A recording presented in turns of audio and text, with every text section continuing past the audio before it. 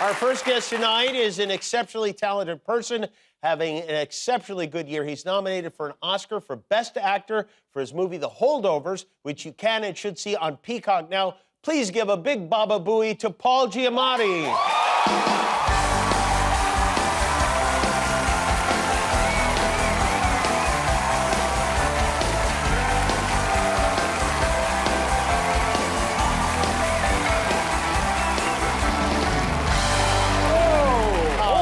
Good to see you. Wow. How are you? Nice to see you. I'm very good. Thank you don't come out here that much, do you? No. Recently I have been, but yeah, right, because you've been nominated for so many things, yes. And rightfully so. Well, thank you. Has anyone wished you a happy President's Day? I mean, as a former John Adams, it seems like John Adams, you should get that. It's a special day for me, as unsurprisingly, I love it. I understand Adams got ranked pretty high. 13th. Lucky 13. No, lucky 13. John Adams. Yeah. Do you agree with that? Well, it's better than it used to be. He used to be right down at the bottom. I think you helped him. Did really? You think that like upped his profile? Maybe, yeah. Sure. Hamilton kind of raised it. He was not a good president. He wasn't, President. Not a good president. No, he was not a good president. Why do you say that? I just think he was a bad politician. He was terrible at it. You know, he was always fighting with everybody. He couldn't get along with anybody. He didn't want to do it, really, so he was bad at it. Okay, well, yeah. I can imagine there are quite a few of them that don't want to do it. I would think a lot of people, I would think you got to be slightly out of your mind to want to do it. 100%. Right? I mean, something's got to be. He was a drinker, too, right? He was a big drinker. Well, I think they all were. I mean, you couldn't drink the water. You'd get sick, I think, if you drank the water. So he apparently, and I use this in my performance a lot, apparently every morning he would start with a big tankard of hard cider, is how he started every day. So he was hammered, basically. First thing in the morning, and I think they all drank wine, they drank cider, they were hammered. But he lived a long time, didn't he? He lived to be 90-something, which is so maybe that's the way to go. Maybe instead of those Diet Cokes, Trump should be drinking hard cider. Just give him a big bottle of hard cider. By the way, you are just, first of all, great in everything, but The Holdovers was absolutely... Thank you. That's very nice, thank you. Really for me, like a kind of like an old-fashioned, and not that old-fashioned, but an old-fashioned movie, and I mean that in the best possible way. Well, that was the idea, for sure. And it's a nice movie. You feel good after seeing it, hopefully. You do, yeah. I mean, I think maybe mixed feelings. Mixed feelings, yes. Yeah. But it's overall good. Hopeful, yeah. Overall, like, the good guys kind of maybe win. A little bit, yeah. People move forward a little bit. You had the what do you call it? Is it appropriate to call it a lazy eye? There's a technical word for it I can't remember right now, so let's call it lazy eye. That's okay. Okay, all right. Yeah, but you had that in the movie, but and that is not something you were like doing. That was like a... No, it's not. You'd be surprised how many people think that's actually my eye, which I'm astounded. A guy that I've known since I was 5 years old saw the movie. He said for the first 20 minutes, he kept thinking, oh, my God, has that poor guy's eye been like that all these years? I've known you literally 50 years. And it's like, which means the thing was working, which is good. No, it's a lens. It's a contact lens, but it's pretty big. It covers the whole front of your eye, and it's kind of soft. I don't like having things put in my eye. I don't want to wear contact lenses. Who does, really? Well, I mean, yeah. But people get used to it. I just can't. It's like, and so it's painted. You know, this amazing artist painted on the eye, and then it's sitting in there, and it moves around on its own and stuff, and it does all kinds of things. So it looks very real. You knew for sure it was safe to be in your eye?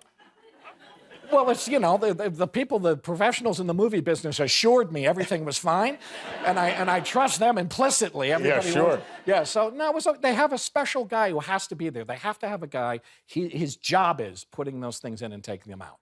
That's what he does. He's a lens technician. That's all he does all day? That's what he does, and it's a tricky thing to do, you know, because they're big. You got to really just pop it in there like that. And the other thing is, if we're outside and it's cold, there's somewhere it's going to freeze to your eyeball. Oh, great. So, yeah. Oh, that's great. Yep. So, I mean, there's all kinds of dangers. And it was cold. I had to drive a car, you know, and I'm blind in one eye. Oh, so you can't see through that thing? Couldn't see. Oh, wow. I'm driving this old up car, and it's like this old 70s car, and then like, can you get closer to the curb? I'm like, I can't see the curb. I'm like, guys, I can't see anything. So you genuinely risked your life for this film, and I think that's something the Oscar voters should be aware of. I risked it. Yes, they should. That's exactly right. You're absolutely right. Frankly, I risked everybody's life on this thing. But you know, it worked. It looks real. This is one of the, like, kind of, I think, unknown traditions of the Oscars. They have a luncheon. They invite all the nominees. Yes. And I've heard it is a lot of fun because everybody gets together in one room and they don't have to think about what, all the Oscar and you stuff. meet everybody who's, you meet the guy who nominated for sound and stuff like that. You meet everybody. Now, let's show the, do I have the photograph here? Let's show the photograph. Now, this is everybody. Oh, yes. And now let's, if we could, zero in on Paul. Now, Paul is right there. And Paul, what I want to ask you about, I feel like I'm in it too now, is this, now why is this guy right here? That guy right there. What's happening there? I believe he's a writer. I think he wrote the movie Anatomy of a Fall. Oh. Yeah, and I clearly just said something really smart-assy to him. I don't remember it really is literally like a class photo from like 7th grade, isn't it? Yeah. I said something stupid to him. I'm not sure. I don't remember what I said to him, but I do remember he was laughing, and he said to me right after they took it, "Oh, God, I had my hand in front of my face." And I said, "Don't worry, they won't use this one. Don't worry about it." I said, "They'll never use the one where you got your hand in front of your face." We're going to have to find for the poor guy. Find a better shot for this guy. This is it. That's his Oscar. Yeah, I mean, he might not ever be in this room again. No. Look at me. I'm so pleased with myself. Well, I learned something about you that maybe is only interesting to each of us, but that you started your career in 1989 in Seattle. That's where I kind of started my career. It was my first radio job was in Seattle in 1989. In 1989? 1989. What station were you I was at KZOK, the classic rock station there. KZOK. We were playing this. You remember that radio station? I remember the station, yes. They had a logo, I think it's still their logo. Yes. It's like, not great, okay. Just okay. What do you think, Seattle? It's okay. Yeah. Well, that's amazing. That's exactly when I was there. What were you doing in Seattle? This was after college, right? What wasn't I doing in Seattle? It was right after college. I went to college. I went to Yale University in New Haven. So Seattle was as far away in the continental United States as I could get from New Haven, Connecticut. I went out there. I knew some people who ran a theater. I didn't know what I was going to do. I just sort of drifted out there. I had a girlfriend from out there, and I thought, Seattle sounds exotic, so I'll go out there. Was there a lot of acting going on? Yeah, there was. There was a lot of it. There was a lot of theater, a lot of kind of black box, kind of, rough theater and stuff. And then there was a lot of movies and stuff like that. And so I kind of started my career there, for sure. I got an agent and, Your agent was in Seattle? Yes, I had an agent in Seattle. There were like 2, and there were not that many actors. So it was like, you'd get it, and they'd send you out on auditions. What did you audition for? Well, I think I had my first audition out there, my first ever audition. I auditioned for America's Most Wanted was my first audition. And I remember, I remember going in, and they showed me, before I went in, they showed me a picture of the guy that they wanted me to go in for. And his name was, Larry something, and he was a bank-robbing child molester. He was both things. And I looked exactly like this guy. I looked exactly like this guy. Oh, wow, you sure do. There's Larry, the child molesting bank robber. And I was like, oh, well, this is in the bag. I got this. I don't have to do anything. And I went into this weird little windowless room with some guy, just one other guy in there. Very kind of serious guy with a beard and glasses, a kind of sweater. And I still, to this day, have no idea who the hell this guy was. And he said to me, we're just going to do some improv. Is that okay? I was like, we're going to improv the America's Most Wanted thing? He goes, yeah. I said, you're Larry. I'm going to be Kathy, your girlfriend. And I'm like, you're going to be Kathy, my girlfriend. And he starts throwing all this weird stuff at me, like, Larry, I need more cigarettes. Go get me more cigarettes. And I'm like, you want me to leave the room and get some cigarettes for you? And he's just throwing all this weird stuff at me. And then he starts going, Abe is coming back. He's outside. You can hear the car pulling up. Go run to the window and look out. And there's no window. And I go to I'm looking at the wall like this, and he's going, Abe is coming up. I'm like, who the hell is Abe? What are we talking about? So you can hear Abe on the stairs. Get your gun. I'm like, my gun? Where the hell is my gun? He goes, Abe is coming up the stairs. He's coming up the stairs. And he goes, Abe is in the room. He's got a gun. I'm going, oh, my God, Abe. Abe is shooting you. Bang, bang, bang. And I'm going, bang, bang, bang, like this. And I go flying across across the room into the radiator, you know, the old like iron radiator. Sure. And I'm lying on the ground. I didn't break my shoulder. I mean, it was crazy. And did you get the part? I didn't get the job. What? I bet they gave it to Abe. Paul Giamatti, everybody. The Holdovers. We'll be right back. I find the world a bitter and complicated place, and it seems to feel the same way about me. I think you and I have this in common. But don't get me wrong, you have your challenges. You're erratic and belligerent and a gigantic pain in the balls, but you are not your father. You're your own man. Man, no. You're just a kid. You're just beginning. And you're smart.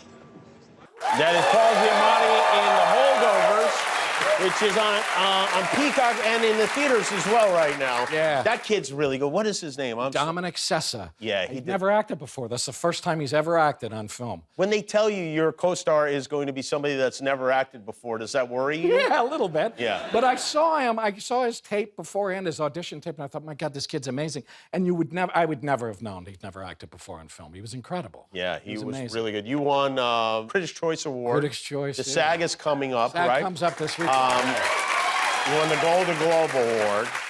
And people were very tickled by this idea that after the Golden Globes, you took your Golden Globe to In-N-Out. I love In-N-Out. And had a little, yeah, when people come to LA, they're like, we got to go to In-N-Out. Absolutely. It's like part of the deal. I love it.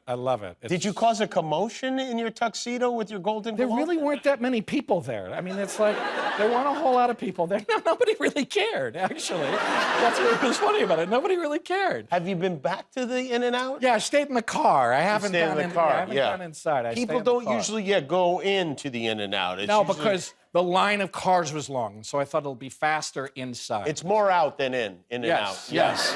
Yes, it is. They invented the drive-through. Did you know I found that out recently. There's like an amazing place. I can't remember where it is in California. Baldwin Park or something like that. It's a little like In-N-Out museum.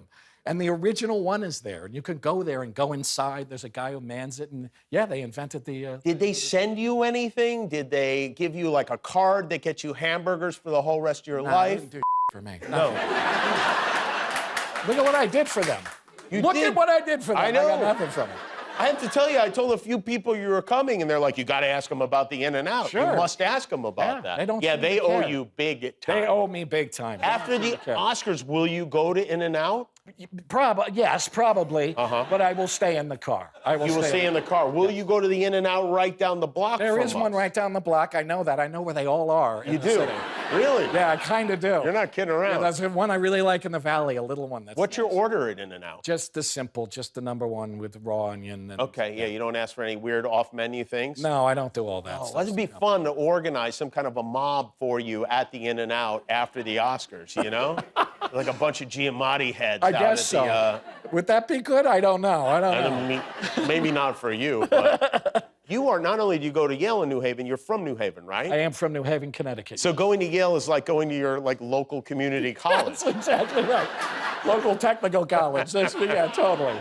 Now, I would love to talk New Haven pizza with you for a moment because I'm interested. I've not had it. Are you a big pizza guy? Very much so. Yeah. I know a bit about it. I know they call it up pizza, right? Up Eats. Yeah, they call it Up Eats. It's some Neapolitan thing. It's all Neapolitans. And it's kind of burnt, a little bit burnt? It burn around the crust a little bit. The crust depends on which place you go, but the crust is pretty chewy. I like it. It's thin. It's really, oh man, it's good. I literally have never had better pizza. I'm a snob about it. I've gone to Italy and been like, no, this isn't good. And you live in New York, too. And I live in New York, too, where I get into all kinds of altercations with people about it. Don't you think it's true, though, that whatever pizza you're exposed to growing up is the pizza that, for the rest of your life, you think is the best one? That's probably true, because my kid is a New Yorker. I took him to New Haven, and he was like, nah, this isn't any good. He doesn't like it. What is the best pizza place in New Haven, Connecticut? I think it's a place called Pepe's Pizza. Pepe's. They invented the clam pizza They there, invented right? the clam pie, the white clam and bacon pizza. Nothing better than a clam pizza. Up Eats. It's amazing. Yeah. All right, good. Well, we've learned a lot from you. Fantastic. Yeah, well, it's great to see you. Nice to see you. Congratulations on your Oscar nomination, Thank you your very SAG, much. all the various awards. The Holdovers, you should see it. It's in theaters and on Peacock now. Paul Giamatti, everybody. We'll be back with Jenny Slate.